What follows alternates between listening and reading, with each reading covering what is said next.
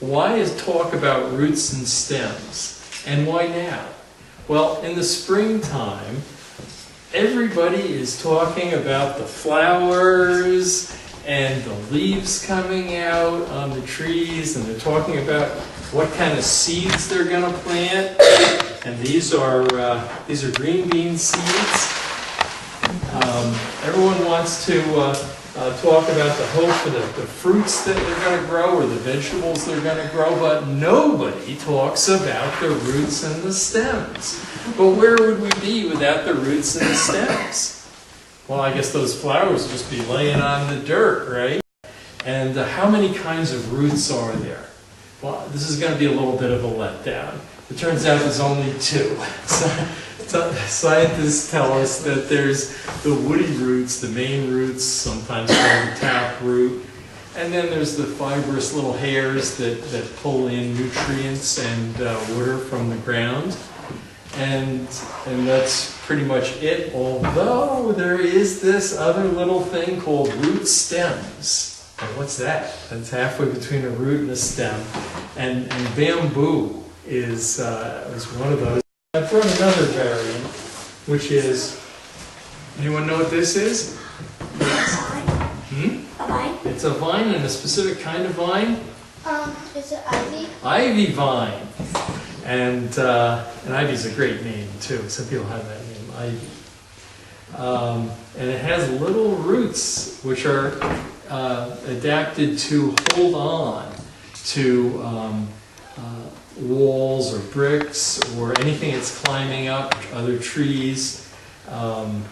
So that's maybe a little bit of a variant, but basically there's two types, the woody root and then the fibrous or the hairy root. And how many functions are there? So maybe the number of types wasn't too exciting. How many functions of roots? Well, here again, a little bit of a letdown. There's basically only two functions for roots. One is to hold on to the ground, to give it support, and hold on to the substrate, as geologists would say, an interesting word, substrate, the ground. And then the other is to absorb the water and nutrients and bring the water and nutrients up into the plant. Right now, we're going to go way back to way back when. Okay? And we're going to talk about geology. And the Silurian and Devonian ages were very different than now. One way they were different was there was no dirt. If you were here during the Silurian and early Devonian period, there was just rock. And another way it was different was the sound. I mean, we have a lot of noise. I mean, partly it's Route 206, but there's a lot of noise now, the wind in the trees and activities making noise. But it was the sound of the Silurian period was the sound of silence. There was no noise at all. There was no birds singing. There was a little bit of wind, but it wasn't rustling through anything, just blowing over the rock, the bare rock. And another way it was different in that ancient period was South Jersey, all that flat spot on the other side of Route 1, none of that was there. That's all new stuff. This was pretty close to the edge of the water. There was like there was an ocean right there. We could walk to the ocean from here at that period. So it was very, very different. And with no dirt at all, there was nothing really to anchor roots into. And so early plants had a hard time getting going.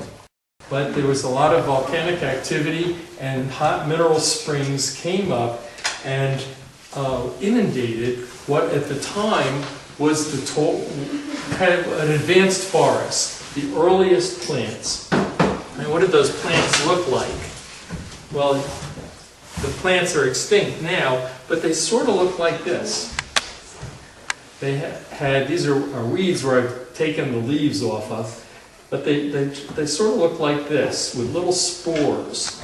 No flowers, just little spores on some of the tips. And these would be big ones, and sometimes they traveled along the ground and came up. And it may have been just on one night that something happened, and people still don't have the explanation. So if you gals want to study this topic, maybe one of you will come up with an explanation of what happened. Because it became a fossil, like this fossil piece of wood, but it became a fossil in a way that no one can explain how it happened.